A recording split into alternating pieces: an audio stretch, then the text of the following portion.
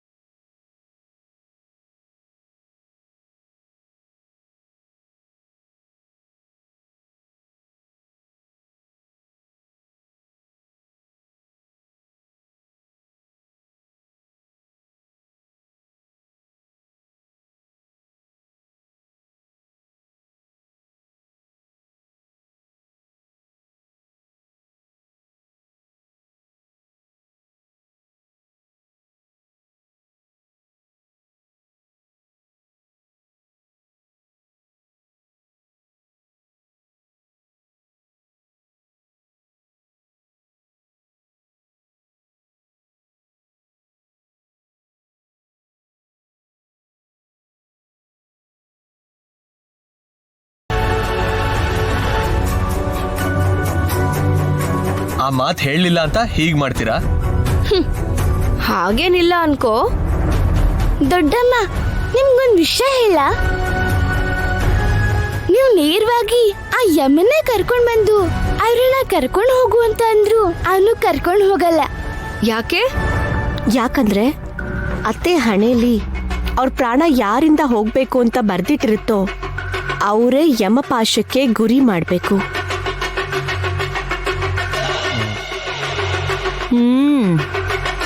ಹಾಗ್ ಮಾಡ್ದೆ ವಿಧಿನ್ ಬದಲಾಯಿಸಕ್ ಏನಾದ್ರು ನೀನ್ ನೋಡಿದ್ರೆ ನಮ್ ನೈನಮ್ಮನ್ ವಿಷಯದಲ್ಲಿ ಏನಾಯ್ತೋ ಅದೇ ತರ ಆಗುತ್ತೆ.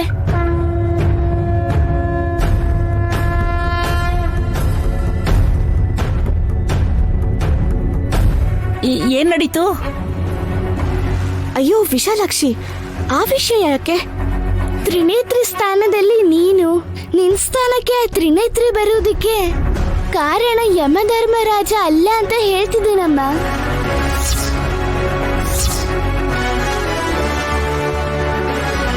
ನನ್ಗೇನು ಅರ್ಥ ಆಗ್ತಾ ಇಲ್ಲ. ವಿಶಾಲಾಕ್ಷಿಗೆ ಆ ವಿಷಯ ಹೇಗೆ ಗೊತ್ತು? ಅವಳಿಗಷ್ಟು ಶಕ್ತಿ ಎಲ್ಲಿಂದ ಬಂದಿದೆ? ಹೇಗೆ ಅಂದ್ರೆ ನಾನೇ ವಿಶಾಲಾಕ್ಷಿ ಅಲ್ವಾ? ಈ ಹುಡುಗಿ ಮಾತಿನಲ್ಲಿ ಇನ್ನೇನೋ ಒಂದು ಅರ್ಥ ಇದೆ ಅಂತ ನನಗನಿಸ್ತಿದೆ.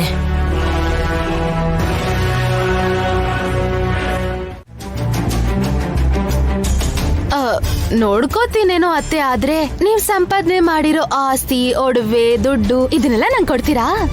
ಏಯ್, ಅತ್ತಿಗೆ ತನ್ನ ಸೊಸೆಯರ್ಗಲ್ದೆ ಇನ್ಯಾರಿಗೆ ಕೊಡ್ತಾರೆ? ಸತ್ ಮೇಲೆ ಪಾಲು ಅಂತ ನಮ್ಗೂ ಬರ್ಬೇಕು ಅಂತ ಹಾಸಿನ್ಯಾಕ ಮತ್ತೆ ನೈನ್ಯಾಕ ತೊಂದ್ರೆ ಕೊಟ್ರೆ ಕಷ್ಟ ಅಲ್ವಾ ಚಿಕ್ಕಿ? ಅತ್ತಿಗೆ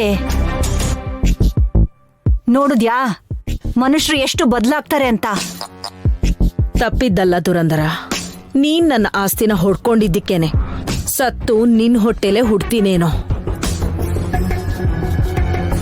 ಅನುಭವಿಸ್ಬೇಕಲ್ವಾ?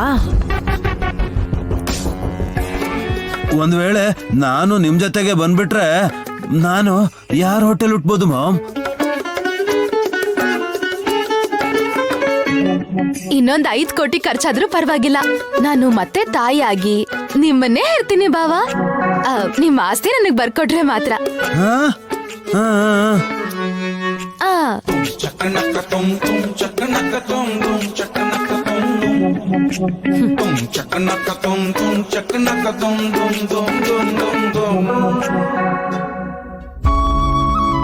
ಕಂದ, ನಿಮ್ಮಮ್ಮನ್ ತರನೇ ಇರೋ ನನ್ ಮೊಮ್ಮಗಳು ತ್ರಿನೇತ್ರಿ ಕೂಡ 2 ವರ್ಷದಿಂದ ಬಂದಿರೋ ಬಿಲ್ ಕಲೆಕ್ಟರ್ ಸಂಬಂಧನ ಒಪ್ಕೊಂಡಿದ್ರೆ ನಿನ್ನಂಥ ಮಗು ಹುಟ್ಟುತ್ತಿತ್ತೇನೋ ಅಂತ ಅನ್ಸ್ತಾ ಇದೆ.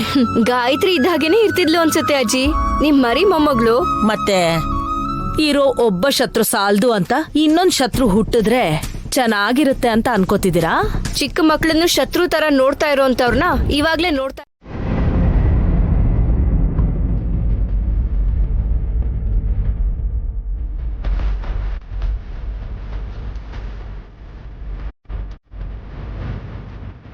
ಏನೂ ಆಗಿಲ್ಲ. ನಿನ್ನ ಅದೃಷ್ಟ ಚೆನ್ನಾಗಿದೆ ಅಮ್ಮ.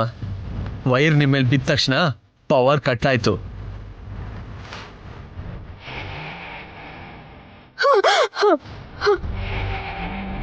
ಏನ್ ಕಂದ ಇದು? ಹಿಂಗೇನಾದ್ರೂ ಆಗಿದ್ರೆ ಇದರ ಕೆಲಸ ಎಲ್ಲ ಮಾಡಬಾರ್ದು.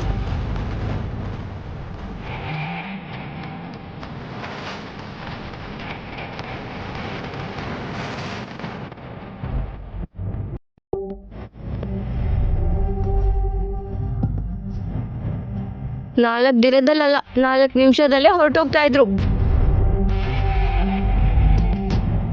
ಹೌದಲ್ವಮ್ಮ, ಮಗುವಿಂದ ನಿಮ್ಗೆ ಅಪಾಯ ಇರುತ್ತೆ, ಸ್ವಲ್ಪ ಹುಷಾರಾಗಿರಿ.